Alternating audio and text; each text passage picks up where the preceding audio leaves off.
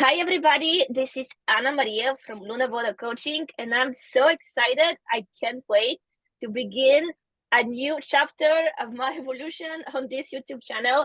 And this is the podcast I'm starting, Conversations with Impactful Leaders. And I have the privilege and the honor to have with me our first guest speaker, who is coming with so much knowledge and so much wisdom and so much experience. And not only does he have so much experience as a leadership and performance coach, not only has he published a book that has been sought after, not only is he a dynamic speaker that can move crowd as you're going to experience, he has so much wisdom and knowledge that comes from beyond our intellectual understanding. This is Michael Bianco-Splann, and I'm so excited to have you with us. Is there another way you would like to introduce yourself? No, I'm actually humbled and honored to be with you. So this is a wonderful opportunity for us to engage and to talk about topics that I think, and I hope that the folks that listen to this are actually very interested in. So thank you very much. And it's a pleasure to be with you. Thank you so much. And speaking of our amazing audience, you know who you are, and now it is the right time to let us know that you are watching with open ears and open heart. And Yes. also make sure to click the subscribe button and give us a heart, because as you're going to experience, the heart is where all communication really comes from. And for today's topic, we're going to focus on three areas. The first area is vulnerability and leadership. Then the second area is curiosity and authenticity. And then the third area, and this is, I would say, the most fundamental area of impactful leadership, and this is the area of spiritual growth. So without further ado, let's start with our first topic, which is vulnerability. Michael, please tell us, what is your definition of leadership first, to begin with that, and then according to your intensive experience having worked with so many people, where do you find leaders to struggle with vulnerability, and where do you find leaders to be empowered by vulnerability? Okay, so that's a wonderful setup and a great series of questions, really. Leadership is a noble enterprise. And it really takes a lot of courage to step into this thing we call leadership. Distinguish between management and leadership, both of which are important in our world today. Leadership is about creating a vision. It's about having followers that get on the bus with you, going in a direction to achieve goals. I like to think of leadership as acquiescing other people's energy, because we all have energy. And as human beings, we don't see it, but we actually are, in fact, very energetic. So as a leader, it's really about coalescing the talents and the attributes and the energy of others to achieve really dramatic goals and dramatic purposes. You know, the topic of vulnerability is one that I find a lot of interest in that for many years, and I think it's changing in the course of more contemporary leadership. For many years, vulnerability, if you said this to a manager, being vulnerable, is that a weakness or a strength? They'd think it was a weakness. And I'm here to tell you that vulnerability, in the true sense of, and we're going to talk about authenticity, when one is being vulnerable, one is stepping into being a human being. And from a leadership perspective, when you step into being vulnerable, you connect with others. There's a higher vibration that takes place when you actually step into being the real you. Not the you that the title has, or the job calls for, or the station in life calls for, but the real you. When you step into being the real Michael, the real Anna Maria, that's a level of vulnerability that people connect with. And vulnerability is a connective quality in leadership. And let's face it, if you're going to lead others, you need to have that connection that's in place. So vulnerability has really taken on a different tenor in today's world in terms of leadership. And especially with the world changing the way that it is with technology and the way that we're being separated. You know, God bless the fact that we have Zoom here and that you and I can actually connect remotely and be able to offer the audience the opportunity to share with us. But that ability for us to be able to share honestly and authentically and with a sense of vulnerability is also a much higher level of emotional intelligence. And emotional intelligence is another aspect of another whole set of skills for leadership that you and I could explore as well. So vulnerability, very, very powerful and very important. And it's something that's actually really coming to fruition in the changing world that we're living in right now. So that's Yes, how I would suggest that vulnerability and leadership actually attach. absolutely. And you said something that is so, so important. Everything you said is important. And there is one thing that I want to repeat again because it's highly important. And it is the connection that a lot of people miss, the connection between authenticity and vulnerability. Mm-hmm. Mm-hmm. And ultimately, as you said, when leaders are open to be authentic, they can create connection. And when we connect to the people we work with, we can lead them to places that they haven't even imagined. And speaking of leading people to a place that they haven't imagined, because you have fostered and cultivated so many success stories throughout your professional experience, the first thing that comes to you of a story when someone was very resistant to be vulnerable, as you said, usually it's men. However, not just men. I have worked with women who are still in that masculine energy of hustling. Mm-hmm. To tell us a case of someone who embraced vulnerability to create extraordinary success. Yeah, and I've seen this apply for both men and women, and oftentimes what I've found is that managers and or leaders, and let's talk about stereotypes for a second, right? So stereotypes still play out from the female and the male side. The male, let's say that strong image of a man, that macho image of a man, like how could I let my guard down? How could I be someone that would show any level of vulnerability or authenticity, right? So breaking down, and I've worked with corporate leaders, and in the current environment that I work in, I actually support the military at this point. And that is a very hierarchical, management-driven environment where it's about strength, it's about determination, it's about making the right choices.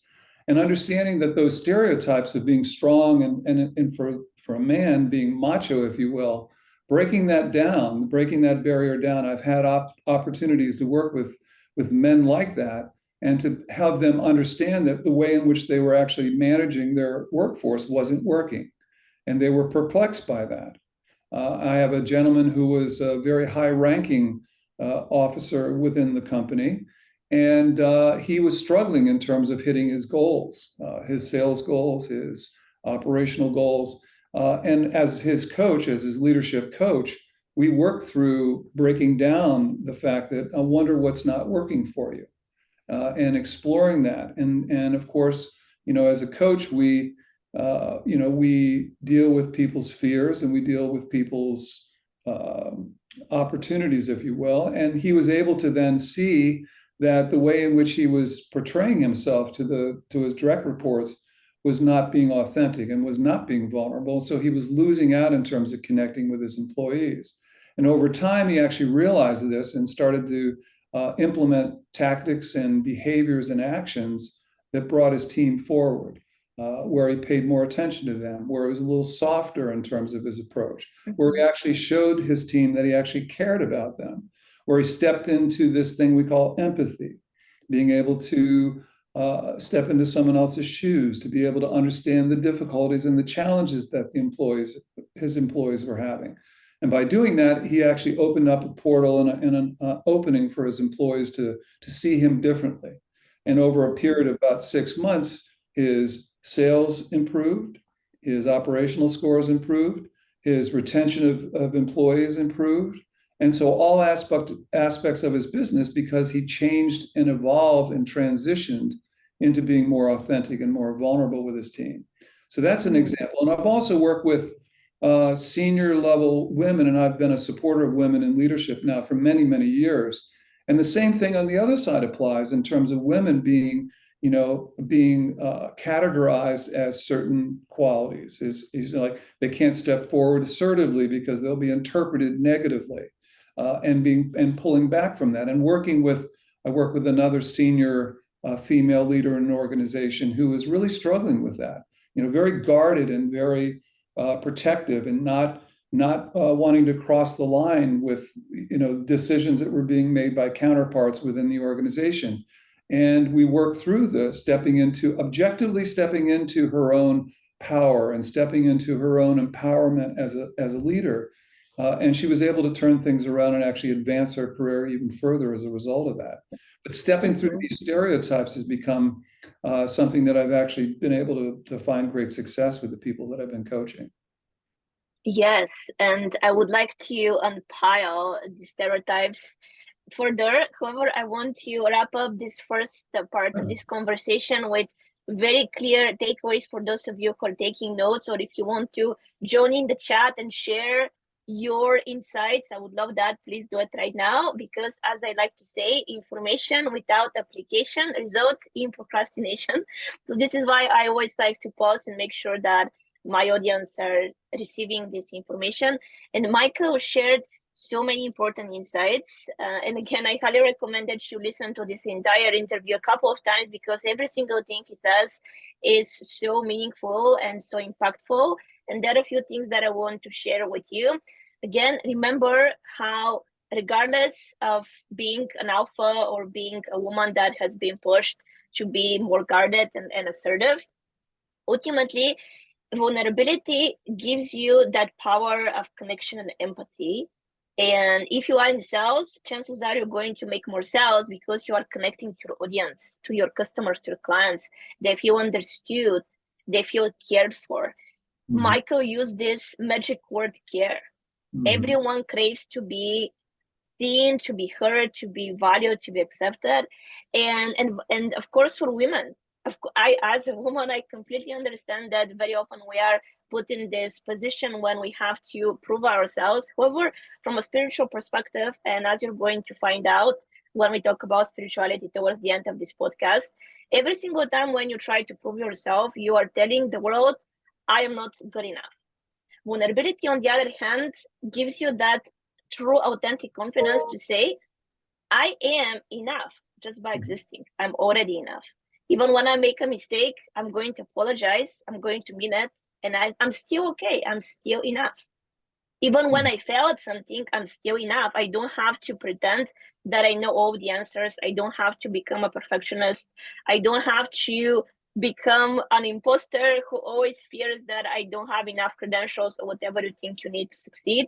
Then ultimately, again, to sum up, vulnerability gives you that power to act fiercely despite your fears, to act with courage, to act with care. And this is the most important aspect of visionary leadership, in my opinion, to act knowing that you're doing something bigger than yourself. Because when you're doing something that is bigger than yourself, vulnerability truly becomes your armor. Because again, this is a metaphor. When you may think that you're naked, you're exposed, when you don't have your macho strength on. However, vulnerability actually gives you armor, because you're telling the world, this is me and I have an open heart. And even though this makes you more open to be hurt, it makes you more invincible in a spiritual sense, because you're telling the world, I am enough and nothing can harm me on an emotional level. And speaking of which, again, I don't want to go towards spirituality just now, because our second part of this conversation goes through the path of curiosity and authenticity, which imminently leads to more impact. However, before we go there, I have one more question regarding the stereotypes that we discussed. And I also work with men and women, and this is one of the pillars in my coaching. And Michael and I, we have had preliminary conversations about Jung, the animus and the anima, the collective unconscious, and so forth. And I would love to hear your insights on the balance of feminine and masculine energies, which is not something many leaders talk about. However, I think it's very interesting to address the concept of balancing yourself so that you can be a more connected leader. I think that's a brilliant point to bring forward, and that's not a topic that's addressed in leadership very often at all. And it is true, we as human beings are both masculine and feminine. We possess those qualities, and those qualities are beautiful on both sides. It's the yin and the yang. It's the it's the both sides of the coin combined to create what we are together. And the classic, and of course, I think of books that men are from Mars and women are from Venus. And the truth is we are biologically and by our congenital nature different, male and female. However, the attributes and the tendencies that we have, the sensitivities, if you will, I've done lots of different types of work in even past life work where I've explored. I happen to be an adventurer, and you mentioned the word curious, right? So I'm a curious human being. I explore a lot of different venues and a lot of different modalities and a lot of different anything from shamanism to alternate ways of knowing. Well, the feminine and the masculine energies, when we combine those energies, that actually makes for a whole human being. That's a human being that can both be strong on one hand and also very sensitive on the other. And when we're talking about leadership requires the courage to step into both of those at times. The agility and to do the dance, to understand in any given interaction or environment that at one moment I have to be this way, the next moment I have to be this way, and to be able to balance that out and to feel comfortable and confident to do that. Being too lopsided in one direction doesn't give us the balance to be able to have that agility. And agility in today's leadership in our world today, we use a term VUCA, which is the world that we live in is volatile, uncertain, complex, and ambiguous. That's the world that we operate in now. So what we did yesterday or years ago is not necessarily going to work in today's world. So we need to have that agility and the masculine and the feminine energy when we look at that as a whole, gives us the opportunity to actually be mobile and agile in a changing world. So it's very, very powerful, and it's an important aspect that also plays into this topic that we're going to talk about in terms of spirituality as well. Absolutely. And again, one thing that specifically resonates with me, especially how you are describing that dance between the masculine and the feminine energy, how ultimately they intertwine together to create that wholeness, which is the energetic container of being whole in yourself, which makes you feel good enough. And ultimately, I feel like in the corporate and tech industries, I also work with companies. And I feel like sometimes, which of course makes sense, we adjust our vernacular because we want to speak to an audience that uses reason. And another way to describe the feminine and masculine energies together is emotional intelligence. Emotional intelligence helps us to connect logic to intuition, and intuition to a creative approach and agility, as Michael said. And ultimately, as we are building the leaders of tomorrow, which I know is another topic that you're very passionate about, it's so important, as you said, to address that what used to work is not longer working. And we are growing to a rapid change of a global transformation. And even from a standpoint of what is in high demand right now, leaders, impactful leaders, visionary leaders, high-level leaders, they require to have soft skills, to have communication skills, to have high self-awareness, emotional intelligence, which ultimately, again, connects to vulnerability, connection, and curiosity. And my next question for you is, how do you perceive this global positive change? Who are the future leaders? Who are the future leaders that are really going to help the world to become a better place? Well, that's a golden question. There's no doubt about that. I think that in my view of the leader that's required in a changing world, it's a leader who actually does, in fact, foster care and wellness in the organization. I'm a baby boomer, so I've had the opportunity to work with now lots of different generations, including from the traditionalists, which are my parents' age, and right down to the new generation, which is the Z generation. And with every generation comes new attributes, new differences, and new changes that we have to take a look at. I believe that the new leader of the future is someone who actually has a high level of emotional intelligence, and if you will, even has a high level of spiritual intelligence. And that in my, when we look at intelligence, and it comes in lots of different forms, right? Howard Gardner and his multiple intelligences, speak, and this is many, many years ago. And then you have Daniel Goleman, who actually walked into emotional intelligence. Abraham Maslow actually brought this in the 50s and the early 60s. But emotional intelligence in the leader of today is critically important. You mentioned self-awareness. Self-awareness is the first attribute of effective emotional intelligence. And I'm an emotional intelligence practitioner. I actually bring this into my practice all the time. So that's, what are my emotions? How am I feeling? Then there's the awareness of others. How are the folks that I'm leading and serving? Where are their emotions? How are they feeling? Then there's this identity of authenticity that we've talked about. That's another very strong attribute of emotional intelligence. Then there's this thing called emotional reasoning. Now, emotional reasoning means I'm taking my own emotions into a consideration. I'm taking my team's emotions into consideration. And then I'm using facts and data that I have in my work to make better, more optimal decisions. Then there's inspiring performance. This inspiring performance is setting a vision. It's having integrity. It's being able to stand by your word.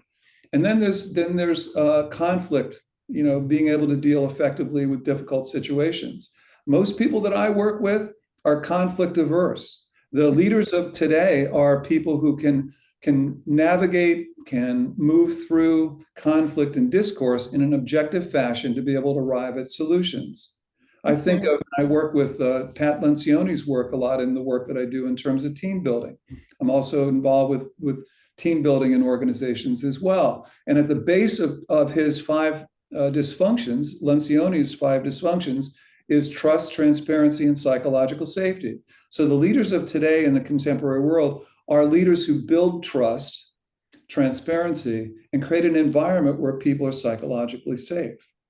We're going to get to this thing called spirituality, and we keep kind of dancing around the topic. But the other side of this, and I keep going back to this idea of caring for those that you lead and serve. Simon Sinek is someone that I've actually had an opportunity to work with. And Simon has lots of different mantras. And one of them, I really enjoy his simplicity of leadership is about caring for the person on the right and caring for the person on the left. Very simple, but that is, in my mind, boils down one of the main ingredients of contemporary leadership in a changing world that we're living in. So those are some of the aspects that I think of when I think of contemporary leadership in a changing world. Oh, this is so good. And I absolutely enjoyed listening how you described moving through the generational, even archetypal, if you wish, identity, because we are shifting identities. And we as leaders, we help people to cultivate identities that are aligned with the future, as you said. And because I am a millennial and I was raised in a generation that is very much speed focused, as I was cultivating my own practice, I started bringing more of the depth, because I feel like when we have speed with depth, we can actually not only shrink time and boost productivity, which every leader wants to create with teams, to boost productivity without harming the psychological safety, without resulting in burnout, without resulting in people feeling scared for their job, without people having to choose between financial security and having a purpose. This is a whole entire topic. However, again, speaking of psychological safety, which is a very, very important factor to consider, ultimately there is another term, psychological uprightness, which is all about being loyal to your heart in difficult situations. And I feel like leaders of tomorrow are purpose-driven, which is what I'm the most passionate about, purpose. Because when you're driven by purpose, and it's so wonderful that you mentioned Simon Sinek, who I highly value and admire for his contribution in the power of understanding your why. And when you have a higher why, when you're driven by purpose, when you're driven by innovation, when you're driven by understanding of how human psychology works, then you can really step into that energy of building leaders that, as we just talked about, help the world. Mhm. And this is exceptionally important.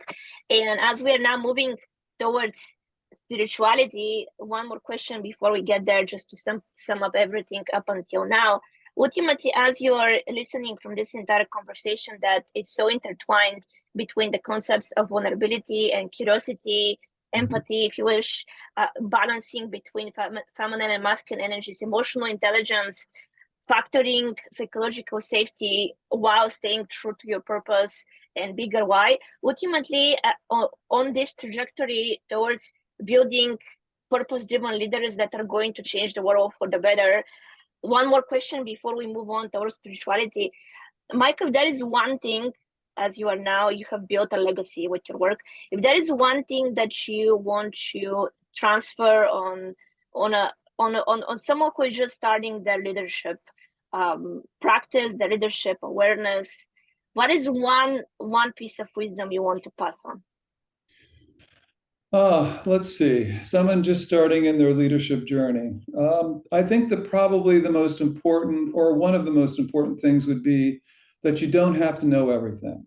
Okay, and if you, it's absolutely the right choice to say I don't know, and I will find out. Or, the best thing a leader, one of the best things a leader can also do is to build a team that's diverse, that fills in my gaps. I know, and I've learned from my own experience in terms of leading large organizations, that I don't build a team of people that are all Michaels. Not that I don't have attributes that are successful attributes, but I don't want a bunch of Michaels. Because I have my blind spots, and I want to make sure that I surround myself with people that are diverse, that have different ideas, come from different backgrounds, have different philosophies, who challenge me and question the decisions that I make. So as a new leader stepping in, you don't have to have all the answers. You're not supposed to have all the answers. And that's okay. That's where vulnerability steps in. I don't know. Let's find out together. I mean, that doesn't push people away when it's done with authenticity. It actually pulls people in, and people want to, well, let me help. Let's get this answer together. So that would be one of the things that I would say to someone starting out in leadership, is that you don't have to know everything. Oh, I'm smiling listening to you, because interestingly enough, as I was getting in the zone for this conversation, this was exactly what I was thinking just before we met to do this interview. One of my favorite ancient Greek philosophers, Socrates, was known to have said that all I know is I don't know anything. Right. And he knew a lot. Yeah. So this is even the Buddha, that he was like, I'm here to guide you from suffering. It's I don't have all the answers. Wow. Yes. Leadership is not about being perfect. Leadership is not about having all the answers. It's just not. And also, speaking of blind spots and surrounding yourself with other people who can take you higher, as we all could benefit from, ultimately, what you said is also extremely important for people to understand, that it's so important to hone your strengths and be vulnerable with your weaknesses, because chances are there is someone who is the opposite of you. Their weaknesses complement your strengths, and their strengths complement your weaknesses. And this is why in my work I use the term collaborative communication. Because when we as leaders establish collaborative communication, then every conversation leads to enhancement of what we know. It helps us fill our gaps with new insights. And ultimately, what I specifically enjoy about this type of conversations, even though you and I seem to be very aligned, and we have had previous conversations to prove that, just by listening to how you describe things that, let's say, I know intellectually, gives me a fresh new perspective. And what is very important to me as a leader, again speaking from harnessing your feminine energy, is inspiration. Because even if you hear what you know from a very different angle, even if it's put in a different context. For example, I really enjoyed learning about your experience with the military, the examples you provided, how you spoke about different generations, how you spoke about your experience helping people to become more authentic and empathetic and to create to their customers and clients. And ultimately, just listening to you, I feel inspired. And I feel like this is such an important aspect of authenticity in leadership. And this is something that I get asked a lot from people. Ana Maria, how do you stay in such a positive mood? and this is my secret, honestly. It's so simple. I always search for ways to be inspired every day, whether it's through a book, through a conversation, through a meditation. And I just want to repeat what you said because it's so important. When you live every day with an open mind, with a beginner's mind, when you live every day with that awareness that today is the only day that you have for certain, while you build your future, living in the present moment. And this is how leaders are visionary leaders, because they have that urgency combined with tranquility. Urgency combined with tranquility. Yes. And we are going to talk about spirituality, but in my book, Conscious Leadership, 7 Principles That Will Change Your Business and Change Your Life, the first principle in the book is to be the real you. And we've talked a little bit about that in terms of the authenticity, the real you, not, the real Ana Maria, the real Michael, right? One of the second principle in the book is to be a peace builder. The next principle in the book, and you mentioned being present, right? Because the truth is, and we forget, human beings, intellectually, you can bring me back to square to know that the only thing that's happening right now, Ana Maria, is this moment now. And you and I are sharing it in the moment now. That's all we have.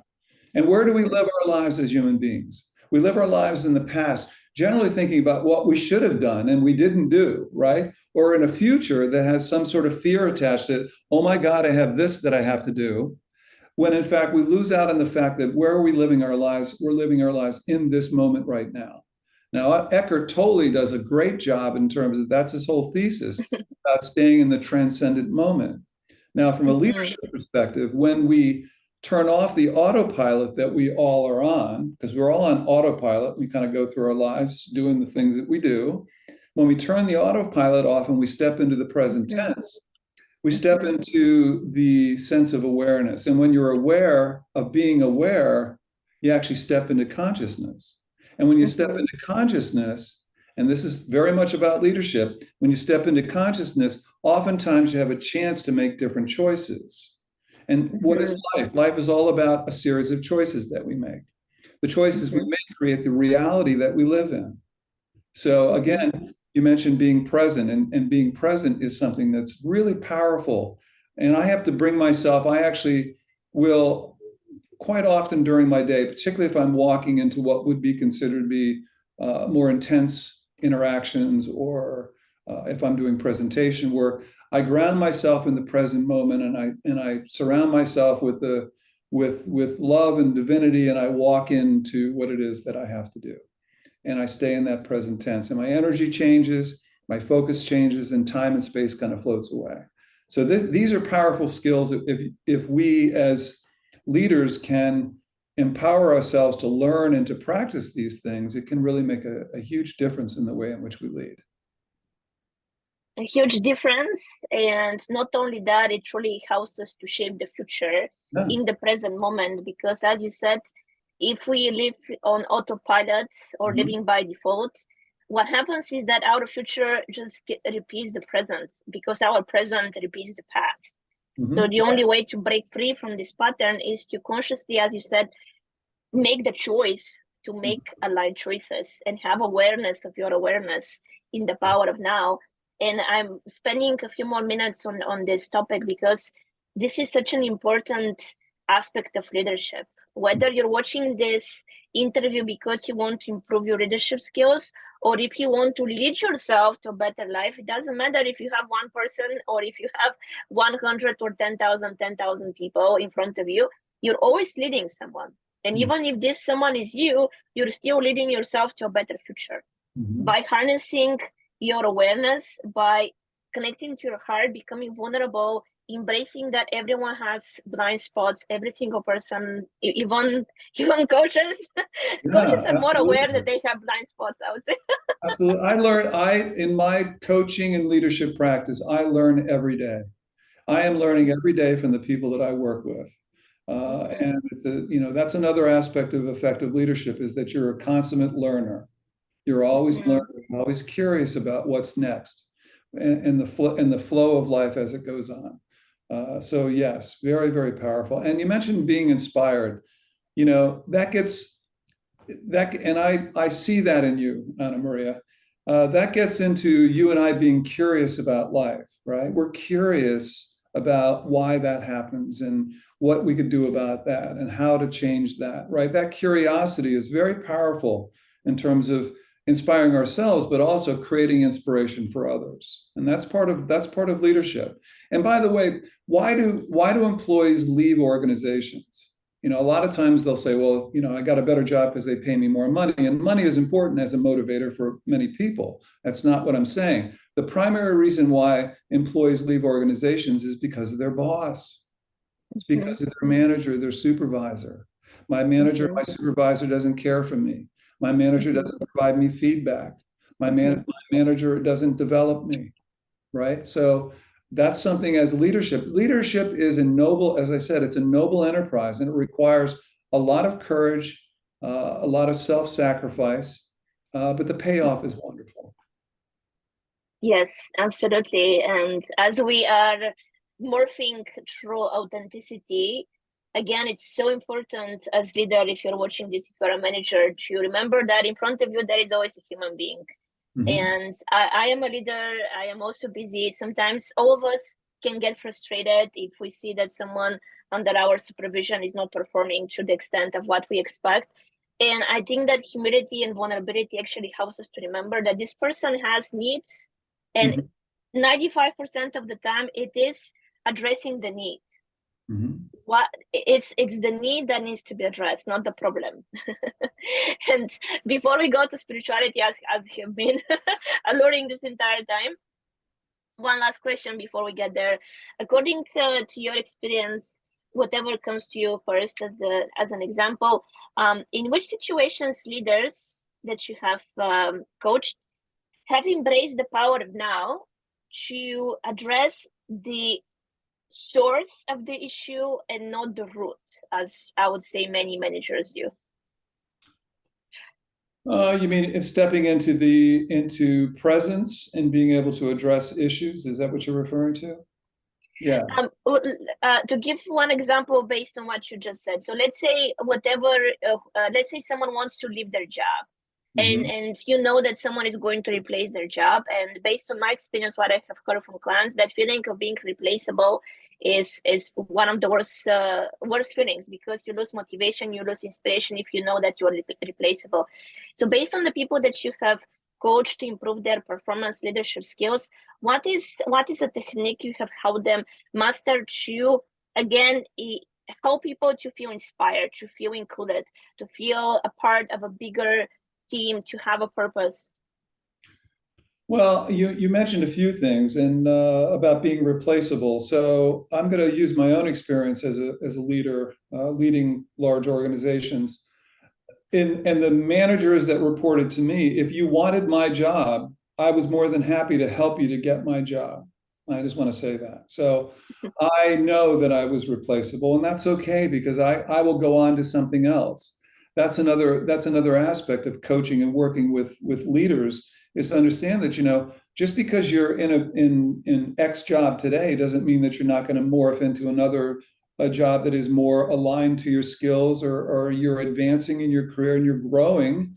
So the idea of supporting people to realize this is about realizing your full potential, and your full potential is in a static state. And so I've worked with many leaders in terms of identifying and walking away from fear, if you will, that, oh my God, my job is going to be, rather than step into fear, let's step into being proactive. Let's step into being inspiring in terms of what is your next job? Where's the next transition going to be for you? What drives you? Where's your passion? You're growing, you're evolving as a leader. Where do you want to go? And let me help you get there. So it's really about, for me, it's always about helping the individual, and many times it's also teams, understanding that where you are is not static, and where you're going is something that you actually can work on proactively and get excited about and be inspired about. So I've had a number of different people that people think, oh my God, what am I going to do? I've been in this job for 15 years. I can't do anything else. I'm like, sure you can. Let's just map it out. Let's, or even changing industries. I've helped people walk away from, I was in the financial services industry for many years. And I had managers say, well, what am I going to do? And I'm like, well, you could always work in the telecommunications industry. With your skills as a sales manager, you could work in hospitality. You could work in any different industry because of the core skills that you have. So helping people realize who they are and the talent that they bring gives them that energy and that inspiration to say, oh, okay, I think I can do this. So I've had lots of opportunities to do that. And that energy of I can do this is exactly how we move from static potential to elastic potential. Yeah. And this is how the spiral of our evolution starts to grow through the upper chakras. And as I have been teasing you, we are now concluding with, I would say, the most important part of this conversation. And this is how having a spiritual understanding of who you are is going to help you not only to be a good leader, but to be an exceptional leader. And I'm all ears. What is your personal opinion on that level of growth through spirituality and harnessing your potential? Okay, so the sixth principle in my book, Conscious Leadership, is to be a love leader. I'm just going to put that out there. So to be a love leader, and this is in the corporate vernacular, speaking of in the terms of love is not generally something that you hear in the boardrooms, right? But let's just back that up for a second. I believe that the main reason for us as human beings being here in this forum has everything to do with love. We talked about male, female. We can talk about light and dark. We can talk about the polarity that exists in this thing we call life. I believe that we're here to lift others up. I am also a strong believer in being a servant leader. So all the work that I do and have done and will continue to do has everything to do with being a servant leader. It's always about the other. It's not about me, it's about the other. And I take that very seriously. And that translates into this thing we call spirituality. Because when we do that, and most of us know this, when you act with charity, kindness, compassion, empathy, love, when we act like that as human beings, how do we feel, right? What's the feeling that overwhelms us at times when we step into that place? And this has everything to do with leadership, has everything to do with living a life with friends and family and loved ones as well. It's not separate. We don't live separately as a professional and as a person in our personal lives. We're one person. So when we act in those ways, we elevate the vibration. We're all vibration. It's all energy.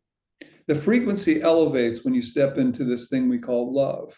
The frequency elevates when you step into this thing called compassion or empathy or caring or kindness, or generosity of spirit. All of that is very spirit-driven. And when your spirit evolves and moves in that direction, you can't be anything but authentic and vulnerable, because this is the essence, the divine part of who we are. Regardless of your religious beliefs, the divine part of who we are steps forward in a powerful way. And people connect with that. That's something that people are drawn to. People are drawn to people that are kind, that are considerate, that have love in their hearts, and operate on that frequency. So spirituality and leadership is the next level above emotional intelligence, right? It takes empathy, which is very powerful, and turns that into compassion, where compassion drives you to act in certain ways. And again, why wouldn't we want to love the people that we lead and serve? I don't understand that, where people don't get that. Why would we not want to care for the people that we lead and serve? Right? So this is where spirituality for me comes across, a very powerful attribute that I'm seeing dribs and drabs of it actually coming into fruition with this transitions that are happening in our world right now, where we're stepping into a higher level of consciousness, where we're taking ourselves on in a different way, where people like you, Anna Maria, are doing the work that you're doing to actually, bring people forward with purpose and with action and with, leading from the heart, not from the mind, but leading from the heart. Right? This is where spirituality takes hold. And it's a very powerful part of the world that I live in and will continue to live in. This is such a powerful way to finish this conversation. And I hope you are experiencing what I'm experiencing. When you speak from a heart, when you speak with compassion and willingness to help people, you feel so good in your heart. You feel that energy of serenity and tranquility, equanimity. And ultimately now you see how everything works together. When you become vulnerable, you embrace your humanity. You embrace your imperfections. You become authentic. You become the real Anna Maria, the real Michael, the real you. Then you start leading people from a place of eagerness and willingness, dedication to help them become better. And finally, when you open your heart to the universal love, the boundless love, the divine love, the cosmic love, then your words have more potency. Mm-hmm. Your words have more potency because they come from here and not here. And when you merge emotional intelligence with spiritual intelligence, as Michael said, then you become immune to fear. You become immune to frustrations. You become immune to what other people are doing. You stay the course of your unique path. And ultimately, you lead people to a better place to become the exceptional leader that you are. Thank you so much, Michael. And we're going to finish with one last question. If there is one thing you wish to be remembered for with your leadership, what is that? One thing.